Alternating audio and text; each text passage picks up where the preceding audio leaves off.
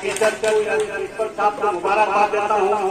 2 साल के कंडीशन के बाद जो आप बच्चों के अंदर जो जनता साइन किए, जो 2 साल में कमजोर हो गए बच्चे, जो हर चीज से कमजोर हो गए थे, आप जो बच्चों को उठा रहे, मैं मुबारकबाद देता हूँ। इंशाअल्लाह आइंदा इससे ज्यादा बच्चे अगर आएंगे काम के अंदर या पढ़ाई के अंदर या खेल के अंदर या दीनी तालीम के अंदर, इंशाअल्लाह मैं आज इनाम दूंगा।